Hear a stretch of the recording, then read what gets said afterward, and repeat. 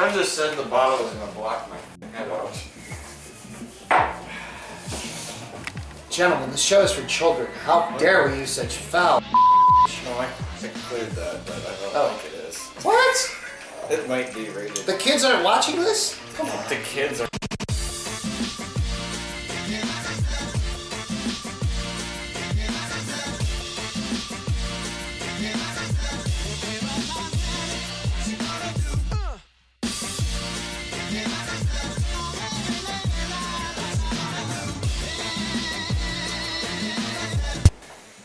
Well, welcome to my whiskey den, and we're going to be reviewing Nikita's Miyagikyo at 45% alcohol by volume. Sean's in the other room making a pizza because he couldn't handle all the booze we were drinking in the last episode. And isn't it Nikka, not Nikita? Oh shit, that is not to be a jackhole, but nope, but that's what happens when you start drinking. So, episode 2, my sincerest apologies, but you know what? You're from Japan, and I don't think you're coming to find me. Oh, and Sean did decide to come back. I had my own problems, so I do need to have some water before I move forward with this one. But, she almost came off. I will... that could have been disaster. There's all sorts of hemming and hawing and iffiness going on this episode. I'm a little nervous, but, she's a light one. Yes. Let me see here. Let me grab everyone a little taste.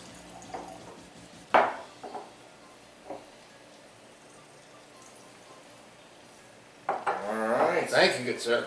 Now that Sean's back and we have a drink. Miyagikyo, friends. Miyagikyo. And not Nikita, Nikka. Yes, Nikka, that is my poor mistake. And I will not make it again. But there's a lot of light notes in here. Mm-hmm. Apricot. Almost a pear. It's almost like a fruit wine. Almost.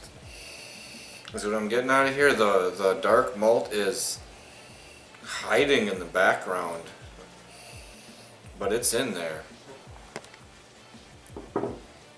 Well, it's in a sherry cask. It's got that light color. You can really smell that floral lightness to it. I don't anticipate any heat with this per se. It's possible. I like the smell. I like the smell a lot. It's got a bit of a buttery note to it, which I like. Yeah, it's light. I mean, it's Japanese. It's what they do. I mean, they keep their whiskey nice and light colored, and you know, it's 90 proof, so 45% ABV, all that good stuff. Pat? Yeah, at least it's not at 40%. That's always something nice when you're getting something like this. I'm feeling like it'll be... I'm almost getting like a Klein leash smell to this in it a bit. Like the 14. Now maybe, of course I'm probably nuts, but that's what I'm getting right now. I'm getting a little bit of the Klein leash 14 in the smell. Very, very kind of similar pattern to it. I'm gonna dip in here.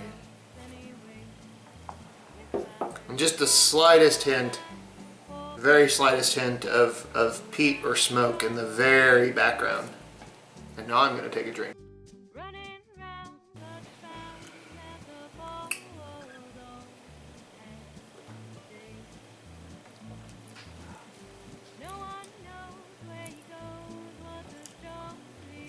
Oh, it doesn't grab me.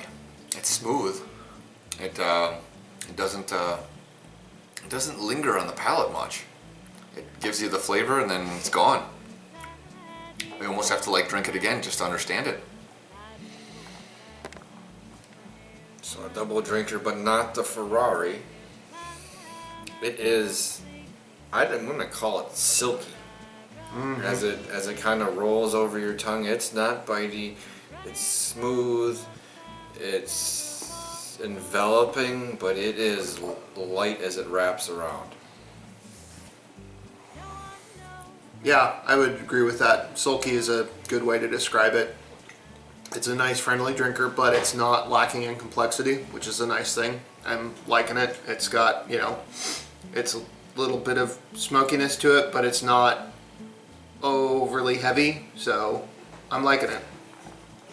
I'm definitely getting like a pear on the nose and in the flavor, and then you subtly get that sherry cask rolling in, and the peat is so subtle on this. That's what my friend Rick, who hates peat, absolutely hates it, Not a fan. said he could handle this, and I see why. Because it fades, it's not like a leather wrapping like in bourbon, but it's very similar where it wraps around your tongue and it fades away quickly, and I think that's why he can handle it. That part dissipates and you're left with some fruity notes still. Thank you. Maybe it's the Japanese, but everyone else is right. It grabs you for just a moment and then it's gone. It fades away. It doesn't linger. It doesn't hit you hard. It's the idea of like the ninja, where it's there and it's gone. But it's good. It tastes, it's not a bad option. I can see that. There's a burst of flavors that happen up front, and then Doesn't just leave. and kind of fades away. The cardamom, kind of a little bit of flavor, rich part, the maltiness sticks around for a bit, but it's not overpowering. It's very nice on the tongue. I'm just saying somebody over in Japan needs to take Sean's idea and make something called ninja whiskey.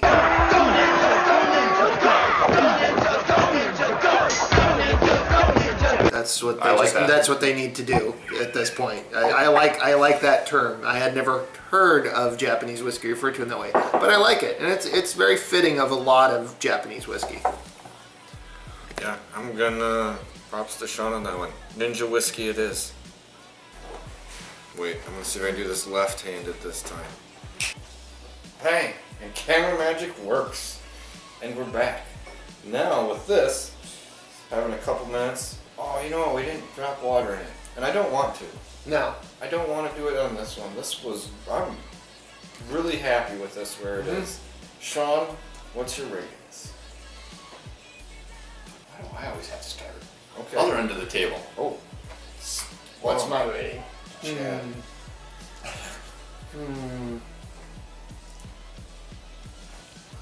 Stalling for time.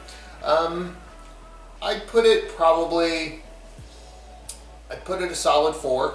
I don't want to go much higher than that. I don't think it's, to me, going higher than a 4, you start to get into the, maybe not legendary status, but you're getting something that's, yeah. Getting some magic. This is, don't get me wrong, this is really, really good.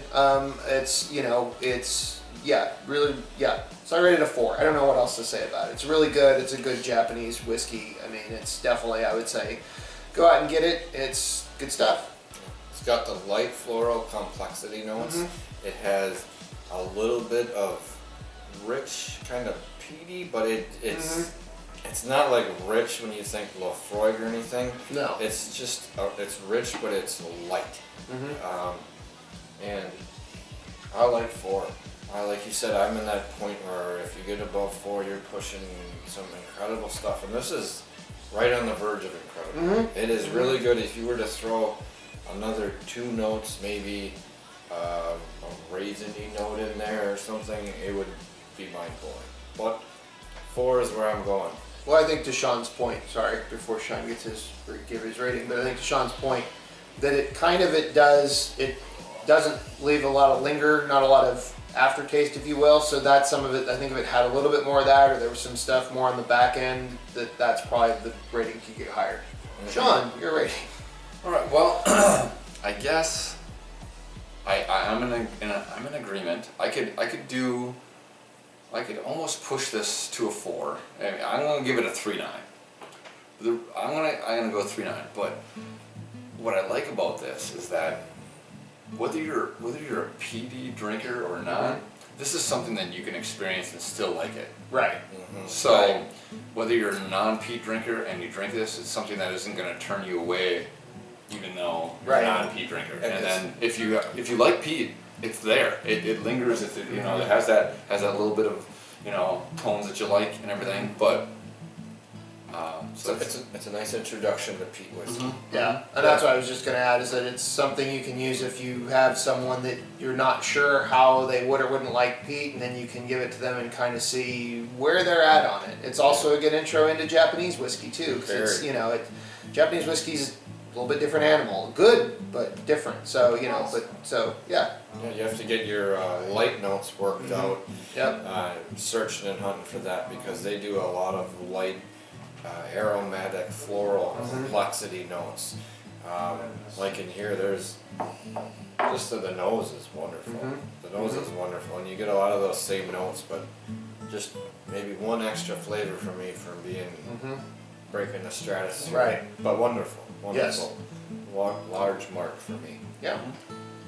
Big Bang got high marks for us. It was good. It was a lovely whiskey.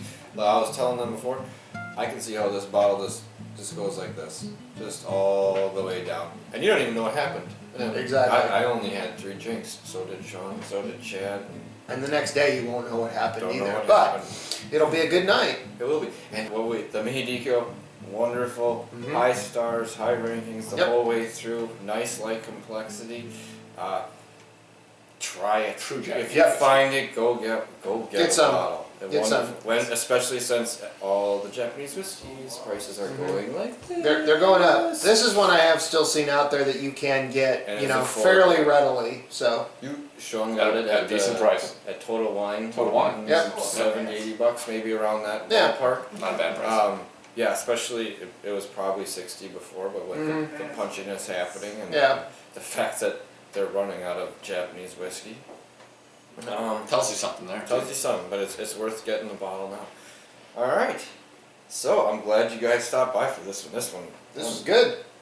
I'm happy about this one. So let's try this thing. Let's see if we can do it. Just I want to get It's it never once gonna right. work. All right. That doesn't help. Right. Remember, from my den to yours, it's not the size of the den that matters, it's the love of the whiskey. Cheers.